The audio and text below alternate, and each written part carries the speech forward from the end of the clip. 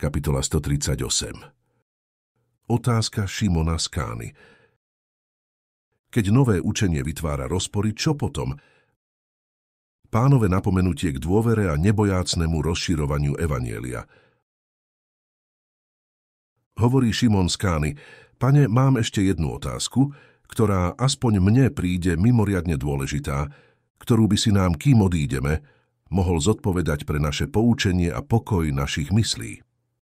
Prosím ťa, vypočuj ma. Hovorím ja.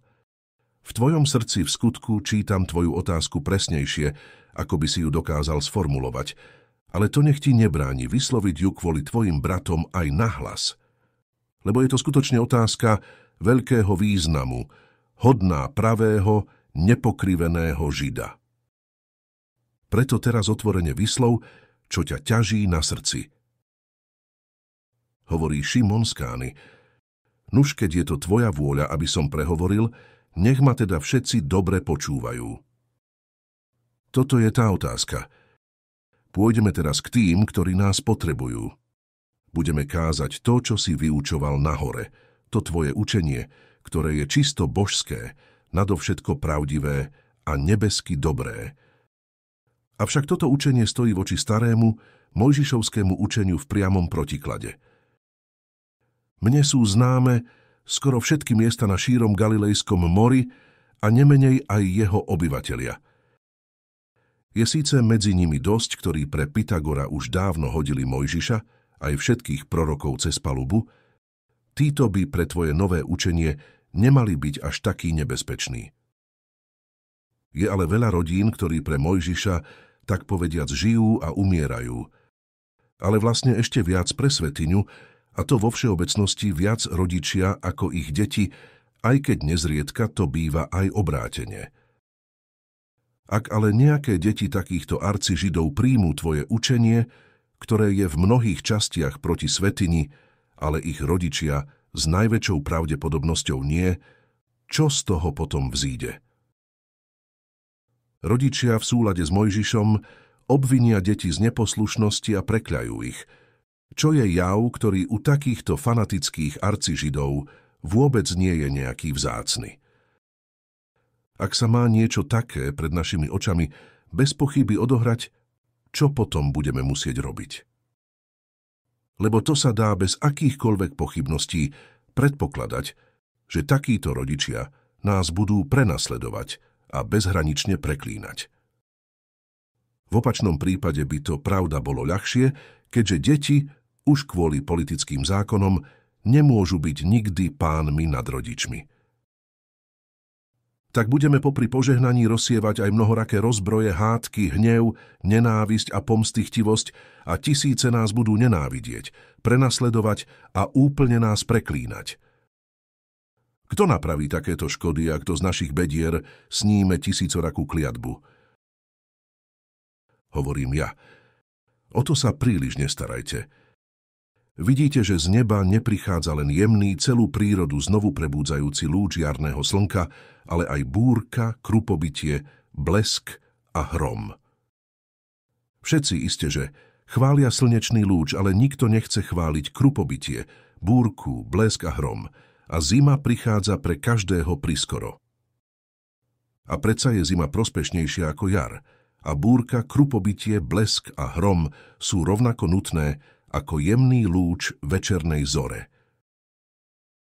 Hovorím vám, príde to a musí to prísť, že kvôli môjmu menu vydá jeden brat druhého na smrť, otec vydá syna a deti sa vzbúria proti svojim rodičom a dopomôžu im k smrti. Matúš 10:21. Vy sami ale musíte byť, kvôli môjmu menu, nenávidení každým na svete, aký je teraz. Kto z vás sa však nad tým nebude pohoršovať, ale vytrvá do konca, ten bude spasený, lebo Satan nevydá ľahko korisť zo svojich pazúrov. Porozumeli ste mi? Hovorí Judáš. Je to čoraz lepšie. Ak nám toto vyslanie musí privodiť nenávisť všetkých, potom Boh musel nariadiť takúto misiu. Veľa šťastia v bojovej atmosfére. Tí, ktorí nás budú nenávidieť, nás určite príjmú a postarajú sa o nás, ako horúce slnko o sneh. Pane, ak je toto vážne tvoja vôľa, potom ti ako úplne prostý, ale predsa len určitými skúsenosťami obdarený človek hovorím. Zostaň ty s nami pekne doma, lebo toto semeno nevzíde a neprinesie ovocie. Počúvaj. Ak to v nejakom meste s našim kázaním a skutkami dotiahneme tak ďaleko, že nás budú všetci nenávidieť ako smrť, čo máme potom robiť? Máme sa ešte aj nechať pokojne zabiť? Ak aj to, kto bude potom ďalej šíriť tvoje učenie? Len pomysli na to, čo žiadaš pre najsvetlejšie nebesá. Či nevidíš, že sa tým sám úplne znemožňuješ, a že si sám sebe tým najväčším nepriateľom a prenasledovateľom? Kde na celom svete je potom niekto, kto by ma nenávidel na smrť a zároveň by si vypočul moju kázeň, ktorá jeho dom naplní roztržkami, nenávisťou, hnevom a smrťacou pomstychtivosťou? Hovor, čo robiť v takomto prípade, ktorému sa nedá vyhnúť? Hovorím ja. Ty vždy hovoríš tak, ako tomu rozumieš, ale my hovoríme tak, ako tomu rozumieme my. Ty všetko chápeš svetsky hrubo, zatiaľ čo tu sa prehovára duchovne, z nebies. Ak by si však ty alebo niekto iný spomedzi vás mal taký veľký strach pred ľuďmi, tak utečte z mesta, kde vás chcú prenasledovať, do nejakého iného. Lebo vpravde vám hovorím, ešte nestihnete kázať zďaleka vo všetkých mestách Izraela, keď sa k vám vrátim ako syn človeka, ako ten, kto každému roznieti súd, zničujúci oheň v jeho srdci a rozdráždi zlého červa v prsiach bezbožníka a oheň nikdy nevyhasne a červ neumrie. Vy tým však budete očistení. Preto beda raz všetkým, ktorí vás prenasledovali a položili na vás svoje ruky. Hovorí opäť Judáš. Áno, keď nás ubijú na smrť, potom nás iste budeš nasledovať. Keď si nám ale teraz dal moc vyháňať zlých duchov a silu vyliečiť každú chorobu, prečo nám zároveň nedáš moc nad zlými ľuďmi, spomedzi ktorých jeden je nezriedka horší ako všetci zlí duchovia, ktorí sa v telách ľudí zabývali ako parazity? Daj nám moc vyvolať oheň pod nohami tých, ktorí nás prenasledujú, a v krátkom čase ti obrátime celý svet. Hovorím ja. Chceš byť teda viac, ako je tvoj majster a pán? Hovorím vám ale všetkým. Učeník nie je nad svojím majstrom a sluha nie je nad svojím pánom. Matúš 10:24. Učeníkovi stačí, keď je ako jeho majster, a takisto sluhovi, keď je ako jeho pán. Keď ale váš majster a pán nepoužíva mimoriadne násilné prostriedky, aby ľuďom vnucoval svoje učenie, prečo by to mali chcieť jeho učeníci a služobníci? Ak ma však svetskí ľudia ako pána a otca domu od večnosti nazývali Belzebubom, o čo viac tak budú nazývať vás ako členov mojej domácnosti. Matúš 10:25.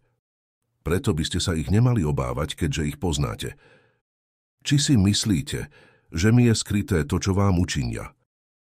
Hovorím vám, nič nie je také skryté, aby sa to predo mnou neodhalilo, a tiež nič také tajné, aby som o tom nevedel. Matúš 10:26. Keďže mi však nemôže zostať skryté, čo s vami zamýšľajú a čo vám chcú urobiť, môžete preto vždy počítať s mojou pomocou. Ak levica neopustí svoje mladé a v čase ohrozenia nasadí svoj život za každé svoje mláďa, ktoré jej chcú zobrať, budem predsa aj ja vedieť, ako vás v čase ohrozenia ochrániť svojim životom. Preto pred svetskými ľuďmi nemajte žiaden strach. Čo vás v noci naučím, o tom pred nimi rozprávajte cez deň, a čo jednému alebo druhému spomedzi vás skryte pošepnem do ucha vášho srdca, to rozhlasujte zo striech a vôbec sa neobávajte všetkých tých, ktorí síce môžu usmrtiť telo človeka, rovnako ako divé zvery, ale dušu, ktorá jediná žije a má život, usmrtiť nemôžu a nedokážu jej nijako ublížiť. Ak už ale máte strach, bojte sa omnoho viac toho, ktorý je tiež pánom nad vašimi dušami a môže ich odsúdiť do pekla, kedykoľvek sa mu zachce. Matúš 10:28. A toho teraz už poznáte, lebo je to ten, ktorý vám to teraz hovorí. Pozrite sa len pred seba. Je tam jedna ešte zastrešená stodola. Pozrite, ako sa tam vrabce zabávajú, vyletia hore a hneď zase doslova spadnú dole zo strechy. Na trhu sa 2 dajú kúpiť za 1 fenik. Aká nízka je ich hodnota. A predsa ani jeden z nich nespadne zo strechy na zem mimo vôle Otca na nebesiach. Matúš 10:29. Hovorím vám však, vaše vlasy sú spočítané a žiaden z nich vám nevypadne z hlavy bez toho, aby o tom Otec vedel a chcel to.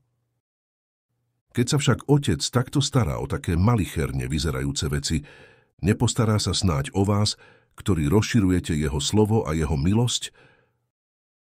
Preto je váš strach márny a nemali by ste sa nikdy báť, lebo ste predsa lepší ako veľa vrabcov. Matúš 10:31. Preto choďte bez akéhokoľvek strachu a vyznajte ma pred ľuďmi. Vpravde, kto ma vyzná pred ľuďmi, toho aj ja vyznám pred Otcom na nebesiach. Kto z vás ma však kvôli márnemu strachu pred ľuďmi zaprie, toho aj ja raz zapriem pred Otcom na nebesiach. Matúš 10:32. Judáš si opäť zoberie slovo a povie: to je všetko veľmi múdro a pekne povedané a je to určite všetko aj pravda, ale čo nám je to platné? Učenie je iste úžasné, čisté a pravdivé. Nad tým už nemusíme stratiť ani slovo. Takisto tvoje skutky ukazujú, prinajmenšom nám, ktorí sme tu pohromade, kto je vo svojej podstate ten, kto ich vykonáva. Ale pri daných pravidlách správania toto učenie, ako aj skutky, nielenže len ťažko nájdu všeobecné prijatie, ale keďže v každom dome, do ktorého prídu, vyvolajú rozkol, budú najprísnejšie prenasledované alebo zo strany štátu rovno úplne zakázané a my sa staneme nemožnosťou. Čo potom? Keď my ako pozemskí nositelia tvojho učenia už čoskoro skončíme pod kameňmi, zájdeme mečom, ohňom alebo dokonca na kríži či v jame levovej, kto potom zaujme naše miesta a vykoná našu službu?